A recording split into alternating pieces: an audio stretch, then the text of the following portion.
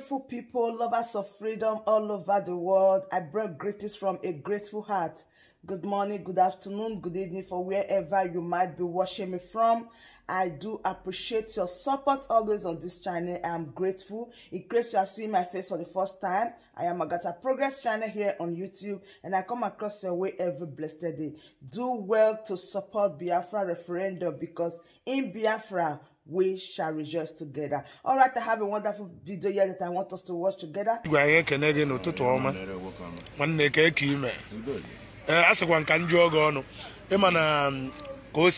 Anambra Tore election. Tab Monday for no one this security una to ego yeni nunu je kechilo. Meaning na afia kwesere sota. More potare ka mfugodu ka afia se azona me market. To my own greatest amazement, I wanna onwe shop mepen. Kede yi nwere ike iku gbasara ya. First and foremost, gbagoda anya onye bo. Akigwe. Okay. From a security unit. Okay. So, I am on there. Pina, from the Igwe, Mechi Gate here in a year, Messi. Many high jewel, no ever, but no, what's your oblong anya for the anya. You got a good? Macanam. Honor them. Oblong image or Mechi on boat here. Mane kwachi ya kwachi onye obuna batana ga bata ozugbo ozugbo mana obuna imechie na boat onye ahụ kwa ya ọkwakwara ya before onye nọ n'ime na ajụ onye na-eme so na ihe kwuru ka na-eme vote gara onye ahụ ọfụma ihe niile na Saturday even ewere nke atụtọpụrụ onye mana anyị ka na-eche ntị ka anyị nụ ka ihe niile si wee gaa ọfụma ịghọta gị so no mbe ha jizi ọnụ ha wee kwuo aja amara onye bụ onye mana ofu onye apụga ka na atọpụ ndị ọzọ. So gedi ira kwa na ọnụnọ na otu ndị mmadụ Jose pụtara ahịa maka nwanne anyị nwoke aji onye mee na aka ji nọrọ n'ụlọ. Anyị na-anya efu na oge gara aga na ewere mgbe ekwuburu na a ga-anọ nọte aka maka election mana onye isi anyị bụ onye obiọma onye obi ebere anyị yọkarịrị maka a sị na afọ ihe ka ubi ere ọba yaba na owie dịka dike ọhamadike ndị Igbo o wee nọrọ ebe ọ nọ wee zipụ ndị na-aga na ọ ka mma ka eme ihe a maka na agha na-anọ abụkwa na agha anụgharị kama na agha nke ime mmụọ so na ihe ya bụ dike nọ n'ime onunu wee fụ na onye riri enu ọjị ama afọ nọ ya kpatara o ji wee sị ka eme ya etu a so thank God na ihe niile gara n'anya ya dịka ndị yọrọ anyị yosi wee yọta maka na asị na onye chọọ ya chọta ịkụ aka ụzọ ya emepere gị ụzọ so nọ ihe o mere ihe ahụ maka na nwanne asị onye nụrụ ube nwanne agba n'ọsọ ya kpatara o ji wee n'ube nwanne wee sị ka ya doo azụ maka na ebi ogwu pụchere ogwu na-arụ ya niile wee mefere ụmụnne ya ebe ha ya ebido aka nke a bụ eziokwu ihe o ji wee mee ihe dị etu ahụ. Ọtụtụ ndị mmadụ taa bụ Mọnde apụtara ahịa taa.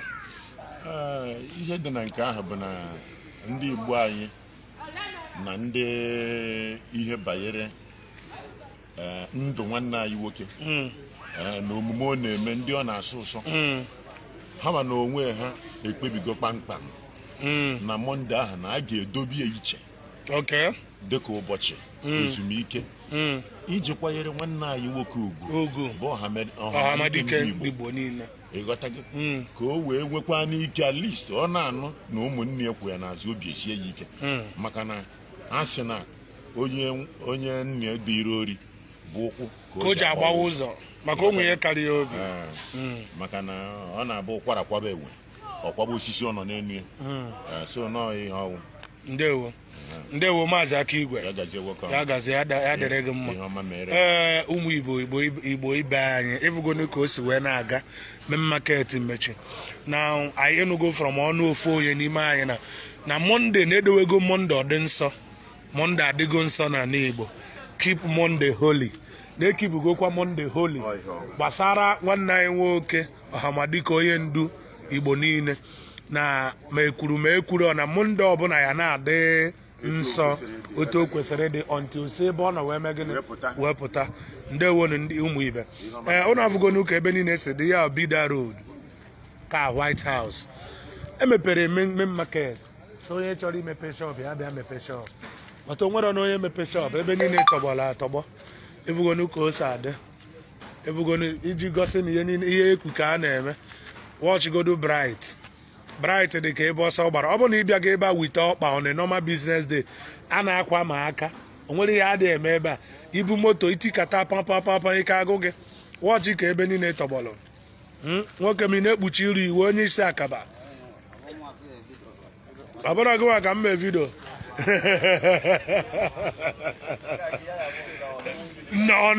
no human being no hanky nna ihe nke a karịa ụmụ ibe ka m tinye arụ ebe ọzọ ka anyị ma ka o si adị aka igwe ya gazie ka mma ka ilo ihe adị.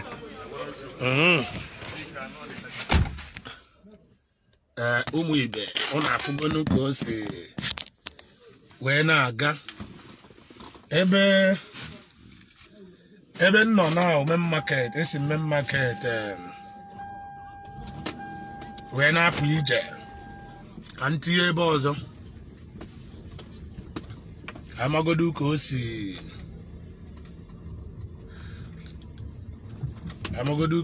eme you know ọsọ godo ihe nna agwane gị wọcha ka ebe niile dị ọ dịgodu chakom you know ebe nna agafe na Emeka Ofo Plaza from Emeka Ofo Plaza na eru Ejison Plaza ebe anyị na ebe a na-ele phone ele ụmụ ihe gadget you know everywhere no under lock and key everywhere no under lock and key you know watch go ebe a godo na ọ na-eme men kwechiri na nwere onye na-apụta ilo you know nwere onye na-apụta ilo ọ dị too funny and amara m ka m esi kwu ya ka ndị mmadụ nwee nghọta you know amara m ka m esi kwu ya ka ndị mmadụ nwee nghọta is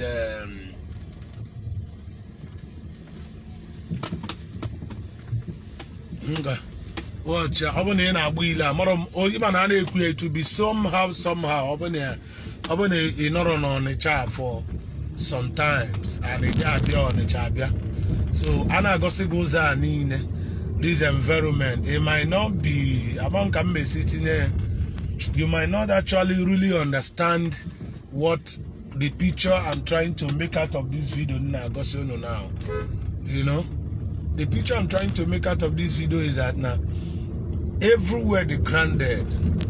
Yes, this is over 99% because over 99% compliance to the call of sitting at home by Ipob leadership. You know, ka nwanna anyị nwoke kwuru na ndị mmadụ ewerego Monday as ụbọchị adowere nsọ. Monday is now a holy day. Ụbọchị adowere nsọ. We have decided to keep Monday holy on our own. This is a holy Monday. A holy Monday. This is a holy Monday. Kevin, where are you going to?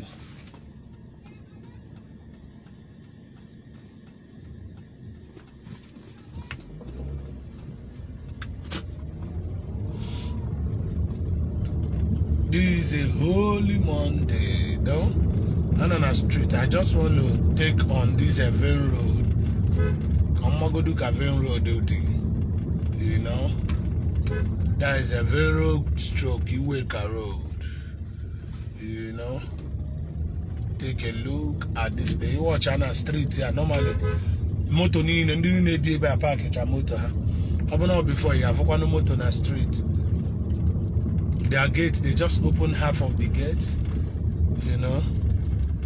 They just open half of the gate, you know. Pull over lever. Pull over lever. Very rude kind of now. Eba na generator. Ebendi generator na no. Every shop here they were locked. So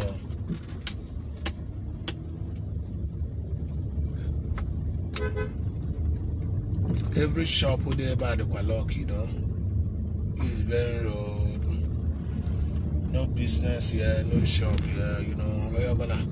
every shop on a main road, in the generator, mere mechi, you know, the place is locked.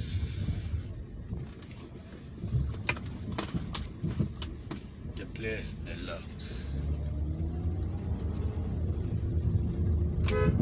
Ode.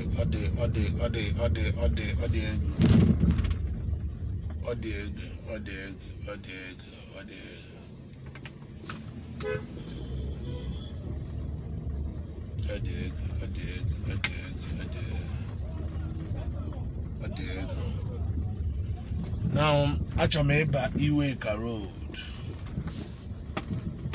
Iweka Road can no. Eba na po Iweka. Eba nele parts. Nele ma electronics. Oh, you enjoy checking out, Lucas.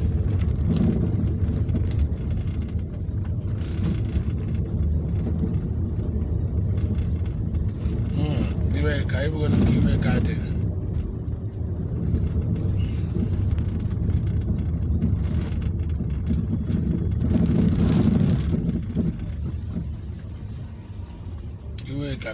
Now. Driving through all the nature and environment.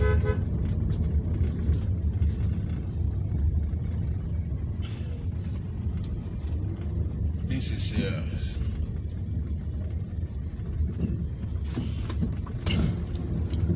This is serious. One has this speed in the way car. Imagine.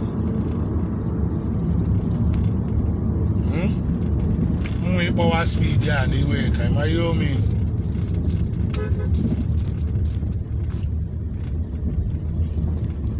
Power speed there. One of the shop all the open, all the electronics market here, everywhere they locked.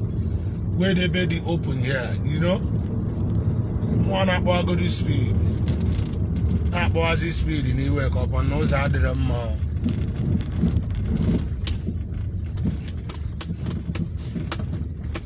That is it.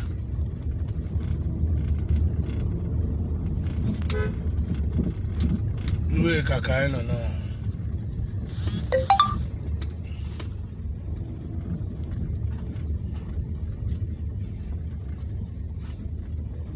Ochanja kine killing now. I don't know Chanjana. No business in Ochanja.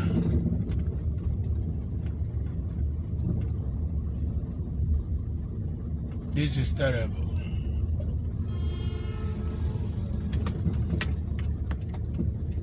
No business in Ochanja. Forget everywhere. They're locked.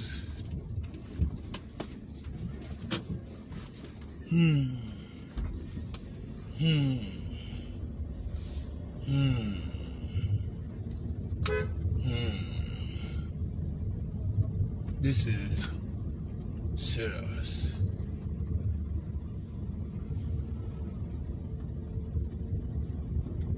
This is serious. If we're gonna be in now, this is Minas Road.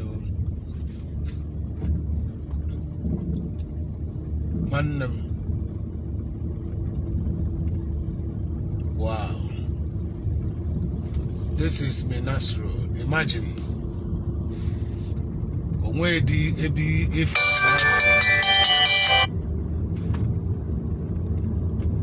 they be from mother, that is a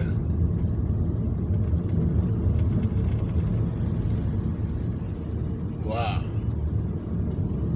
Maybe an elenco. Normally, put a wine, no more can dinner elenco. I cover you lonely and I go on now. Your cap water genozo. Or you can see everywhere the deserted. Everywhere they deserted. And then I rap at you, see, honey, no, sit at home. Nanda rap at you, I suppose, no sit at home 20 years. Sabotage an error at you every day, and now work every in Cabezio. And that was good, Kan bana Mbauguta.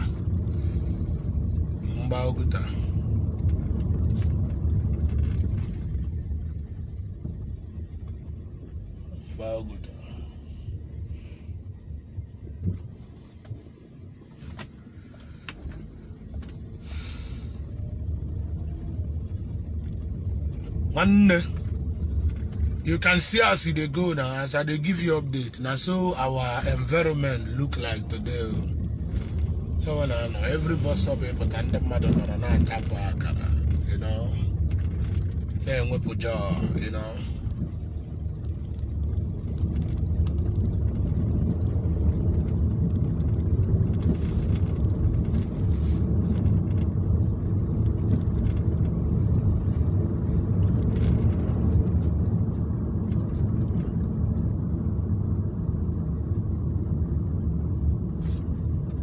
Everywhere they locked. As you can check here, crunchy side about man. And we found mega here. That way, Kenneth Junction. This is a Kenneth Junction, you know. How are you?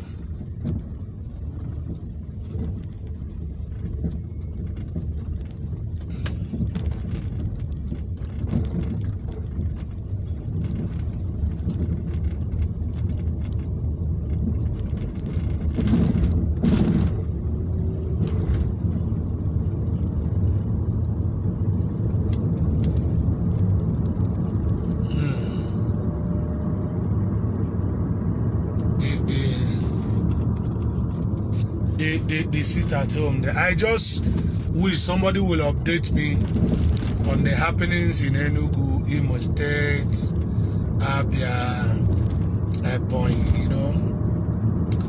And back again to Oka Road. You know.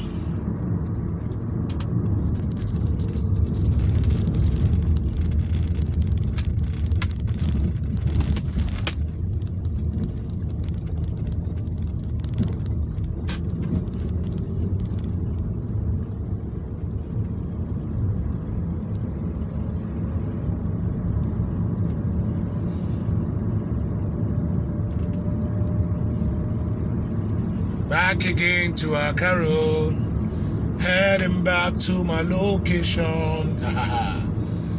You gotta know what I'm saying, no. Wow.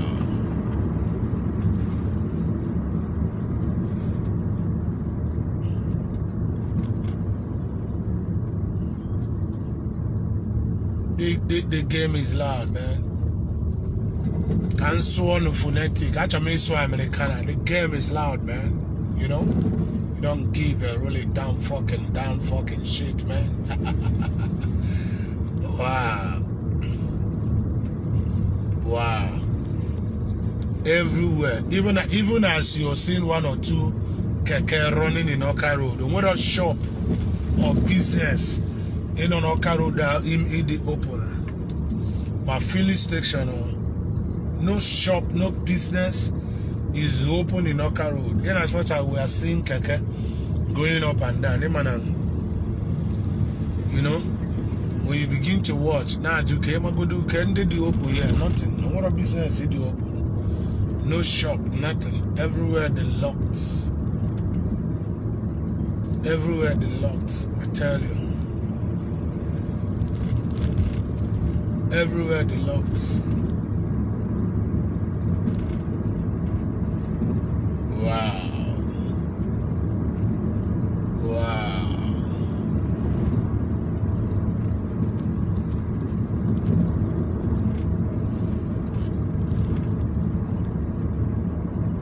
Done the update for today. I will be coming on your way again tomorrow. From me, from here, I'll be saying goodbye until I come your way again tomorrow to see how Tuesday will look like. God bless you all.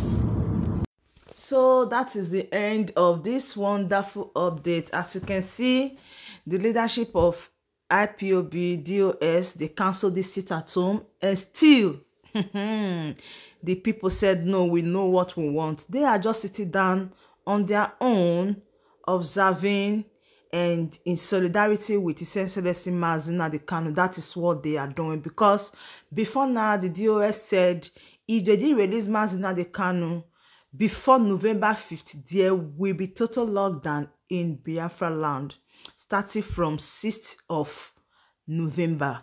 But being that he's a listener and he obeyed the rules and regulation, he called off and suspend the sit at home and said, everybody to your tent, O Israel, you can do whatever you want to do. But still, the people said no, they prefer to sit at home for the government to know that not the way you are just hearing about us, that is the way we are. We can decide. So the people, they decide to themselves. All right, my mother family, just let me bring it to you to know the latest that happened all over the globe. Please do well to share this video and subscribe if you haven't. Oh my word, in case you don't know who is talking, I still remain your one and only Agatha. Progress here on YouTube any day, anytime. Please join this family. For now, see you when I see you. Bye.